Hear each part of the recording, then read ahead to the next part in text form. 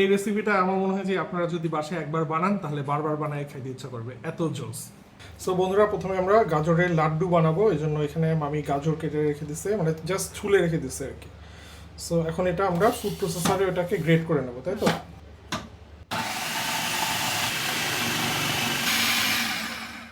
Mainly গাজরটাকে এরকম মিহি করে কুচি করতে হবে। এটা আপনারা হাত দিয়ে চাইলে হাত দিয়েও করতে পারেন, গ্রেটার দিয়েও করতে পারেন, অথবা ফুড প্রসেসর দিয়েও করতে পারেন, এটা আপনাদের ইচ্ছা। গাজর কুচি করা ডান। আমাদের এখন মিল্ক লাগবে, দুধ লাগবে। সো আজকের রেসিপির জন্য আমরা ইউজ করতেছি অরা মিল্ক পুষ্টি। আপনারা যদি এই মিল্ক পাউডারটা ইউজ করে যে কোনো ডেজার্ট বানান অথবা চা বানান, তার সাথে অরা মিল্ক পুষ্টির যদি এই প্যাকেটটা রেখে আপনারা ছবি তোলেন এবং ফেসবুকে আপলোড করেন কয়েকটা হ্যাশট্যাগ ইউজ করে, তাহলে আপনারা বিভিন্ন ধরনের আকর্ষণীয় পুরস্কার জিতে নিতে পারেন। সো সব কিছু ডিটেলস আমি ডেসক্রিপশন বক্সে লিখে দেবো। সো দুধটা আমাদের চলে আসলো গাজরের সাথে এবং এটা মানে এখন মিক্স করে দিচ্ছে। এখন কি করতে হবে মানে? চিনি দেবেন। চিনি যতটুকু পরিমাণে আপনারা মিষ্টি খেতে চান ততটুকু মিষ্টি দেবেন, তাই তো? ওকে। তাছাড়াও কোনটা কি পরিমাণে আমরা ইউজ করতেছি সেটা আমি কমেন্টে লিখে দিব, চেক করে দেখেন। আর অল্প একটু লবণ চলে আসলো এর ভিতরে। সো রান্নাটা অ্যাকচুয়ালি হবে ঘি দিয়ে। সো ঘিয়ের ভিতরে চলে আসলো আমাদের গাজর আর দুধের মিক্স। আমাদের আরও একটু মিল্ক পাউডার লাগবে। মিল্কটা চলে যাবে জাফরানের ভিতরে, মানে গরম মিল্কে একটু ফ্লেভারটা ছাড়বে আর কি। এটা ছাড়া পর্যন্ত একটু ওয়েট করতেছি আমরা। আর বাকি মিল্কটাও চলে আসলো আমাদের গাজরের হালুয়াতে। যত বেশি মিল্ক তত বেশি মজা, না কিভাবে? এটা আবার এর ভিতরে আরও চলে যাবে মিল্ক পাউডার, মানে ঘন করার জন্য, টেস্ট বাড়ানোর জন্য। টেস্ট বাড়ানোর জন্য। এর ভিতরে চলে আসলো সুজি।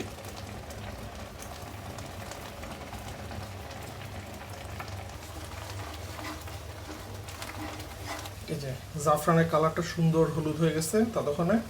এখন এটা চলে যাবে ভেতরে।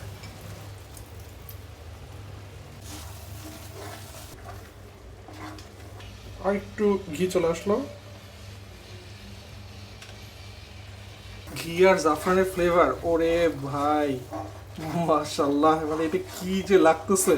কাজু বাদাম, পেস্তা বাদাম আর কাঠবাদাম। কাঠবাদাম। ওকে, তিনটা বাদামের মিক্স। ওকে, এটাকে আরো কি শুকাই ফেলবেন? হ্যাঁ, আরেকটু শুকাবো। ওকে। লাড্ডুর শেপটা নিয়ে আসবো তো। ও আচ্ছা, একদম থলথলা টাইপের হয়ে গেছে সেই। এবং এটা কন্টিনিউয়াসলি নাড়তে হবে, না নাড়লে এটা পুড়ে যাওয়ার চান্সেস আছে। পুড়ে গেলে সব পুড়ে গেলে শেষ, সব শেষ।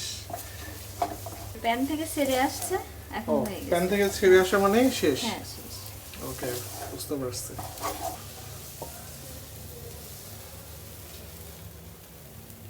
সো এটা একটু ঠান্ডা হইতে হবে।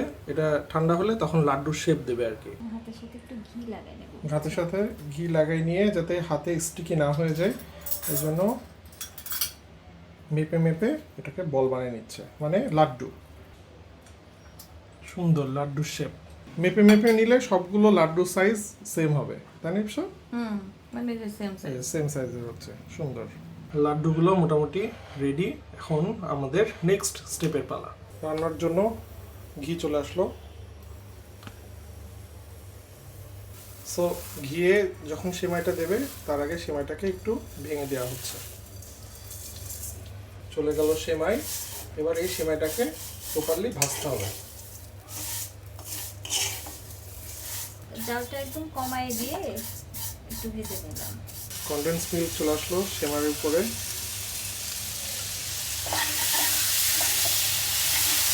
চুলার জাল একদম কম রাখতে হবে, নাহলে নিচে পড়ে যাবে।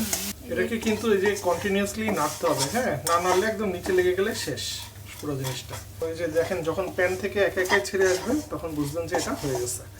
এখন এটা নামানোর পালা। বাটির ভিতরে এবার বসাই দিতে হবে। বসাই দেব।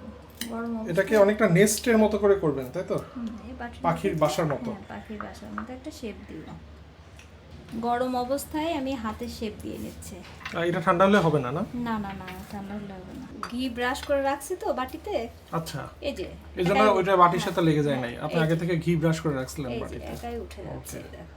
জিনিসটা দেখতে এই যে এরকম পাখির বাসা মতো সুন্দর। একটু ফ্রিজে রাখতে হবে, ফ্রিজে রাখলে এটা শক্ত হয়ে যাবে আর কি, মানে বসে যাবে। আমাদের নেক্সট স্টেপের জন্য একটু দুধ লাগবে, এই জন্য আমরা অরা মিল্ক পুষ্টি এইটার মিল্ক পাউডারটা ইউজ করতেছি। গরম পানিতে নিয়ে নিলাম, দুধ হয়ে গেল, 4 টেবিল চামচ দুধ নিলেন। ওকে, চিনি চলে গেল এর ভিতরে। এখন এর ভিতরে চলে যাবে কর্নফ্লাওয়ার। এটাও দিতে পারবে, আবার যদি কেউ মনে করে একটু কাস্টার্ড পাউডার দেবে সেটা- কাস্টার্ড পাউডারও দিতে পারে। ওকে, আর এখানে অ্যাড করতেছে আমি হচ্ছে ক্রিম চিজ। ঘন একটা কাল সুন্দর হচ্ছে। দেখতেও সুন্দর লাগে। হ্যাঁ, পেস্তা এর ভিতরে পেস্তা বাদাম দিয়ে দিচ্ছি আমি। এটা মনে হয় ঠান্ডা হয়ে গেলে আরো একটু হ্যাঁ, জমে যাবে, তাই না আর মামি? একটু জমে যাবে। Okay. আর ফ্রিজে যদি মনে করে আর একটু জমানোর জন্য, তো ফ্রিজে রাখলে আর একটু জমে আর একটু জমবে। ওকে, ঠিক আছে। সো এটাকে এখন একটু ঠান্ডা হওয়া পর্যন্ত ওয়েট করব, তারপরে আমরা সবকিছু জিনিস একবারে সেট করব। তো আমাদের এখন পরিবেশনের পালা। এই যে এটা ঠান্ডা হয়ে গেছে, এই যে জমে গেছে এরকম। ওকে, এটা এখন মাঝখানে চলে আসবে, তার উপরে বাদাম চলে আসলো। এটা হচ্ছে পেস্তা বাদাম, সুন্দর সবুজ কালারের। তার মাঝখানে চলে আসলো পাখির নেস্ট। সো পাখির বাসার উপরে চলে আসলো গাজরের লাড্ডু, আর লাড্ডুর উপরে চলে আসলো জাফরান। এটা এত সুন্দর লাগতেছে দেখতে, জিনিসটা খেতে আর ইচ্ছা হচ্ছে না, বাট এটা খেতে না ইচ্ছা করলেও খেতে হবে। আমরা ভেতর থেকে একটু নিই লাড্ডুর সাথে এটা মিক্স করে। মামে মেনলি এটাকে হাত দিয়ে নিয়ে এইভাবে একটা বাইট দিতে হবে।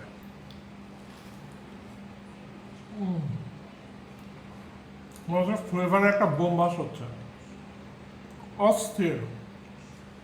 ঈদের ভিতরে আপনারা বাসায় বানায় এটা ট্রাই করেন, রোজার ভিতরে ট্রাই করেন, ইটস টু গুড। হাত দিয়ে একসাথে হ্যাঁ মিক্স করে এটা নাও।